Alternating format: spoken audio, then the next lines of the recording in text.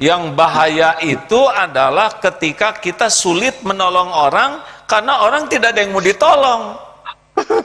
Iya. Tidak ada yang lebih pahit dari berharapnya hati kepada kita. Allahumma aftah lana hikmataka ya Allah.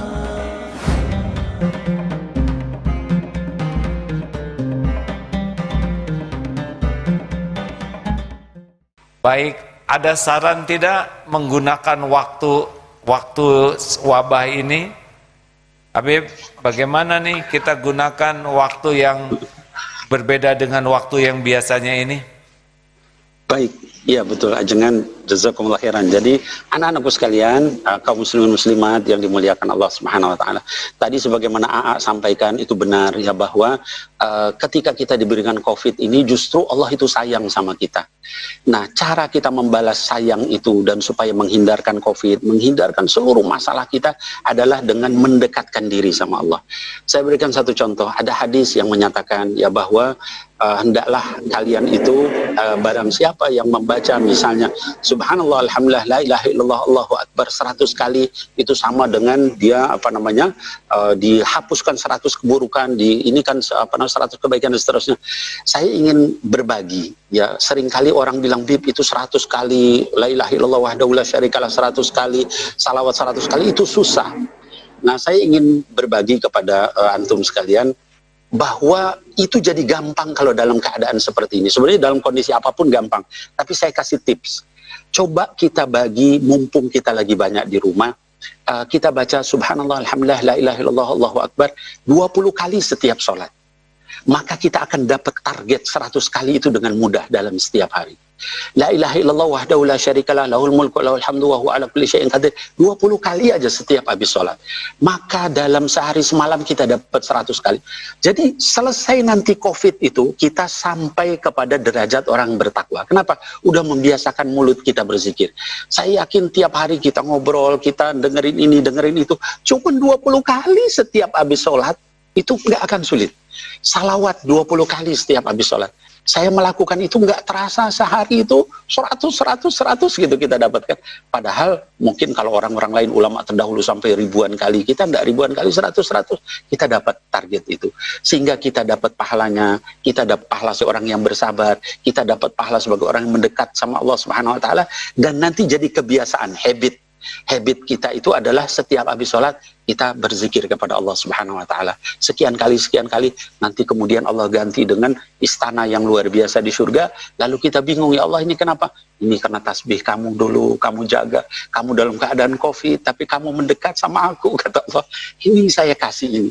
Dikasih mungkin mercy yang bisa terbang, gitu kan nanti di sana. Kenapa nih? Kamu dulu la ilaha illallah wahdahu la syarikalah 100 kali, padahal kamu lagi susah, punya hutang, punya apa, kata Allah. Ini aku kasih. Jadi hal seperti itu kita jadikan kebiasaan pada saat kita sedang susah seperti sekarang. Dekatkan diri sama Allah karena pahalanya jauh lebih besar dibanding kalau kita dalam keadaan biasa-biasa. Wallahu a'lam bishawab. Masya Allah. Karena yang melapangkan hanya Allah, maka dekati Allah.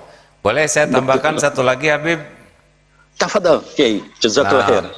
Kalau kita ingin ditolong oleh Allah, selain kita berusaha mendekat kepada Allah dengan amalan-amalan tersebut, ada tambah lagi satu amal, wallahu fi aunil abdi makanal abdu fi auni akhi. Allah senantiasa akan menolong orang yang senang menolong. Jadi dalam situasi begini, nih kita kan memerlukan pertolongan Allah.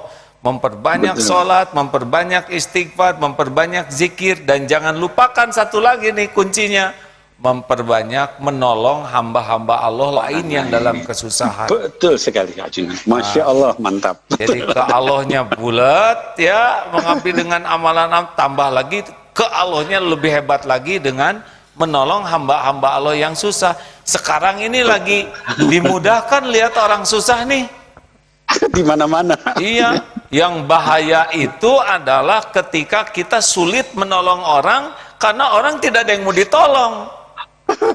Iya, orang kaya semua ya. Oh, itu berat sekali, itu kita rugi hidup di lingkungan orang yang tidak memerlukan pertolongan. Padahal pertolongan Allah itu akan datang kalau kita senang menolong. Nah mungkin ada yang nanya, gimana supaya saya itu lebih ringan melepas harta, ringan? Kata kuncinya adalah itu harta bukan milik kita, itu harta adalah pembuka pertolongan Allah. Jadi kalau nggak kita nafkahkan, kita nggak dapat pertolongan itu. Jadi kita udah dikasih ongkosnya. Dan ada juga yang nanya, kenapa ya kok saya berat sekali? Itu mesti cita-citanya cuma duniawi. Salah satu yang membuat ujian hidup ini ringan adalah cita-citanya akhirat. Kalau orang sangat bercita-cita masuk surga, itu seberat apapun ujian jadi ringan. Tapi kalau cita-citanya hanya duniawi saja, ingin ini, dunia, berat itu mah. Yang ringan aja jadi berat, apalagi yang berat betulan. Masya Allah. Iya kan Habib, kenapa para mujahid rela sampai mati jadi syuhada? Pasti ingat sorga. Betul. Jadi kalau ada orang yang merasa berat sekali ujian hidup ini, tanya tujuan hidupnya apa. Kalau tujuan hidupnya hanya kesenangan duniawi, berat yakin.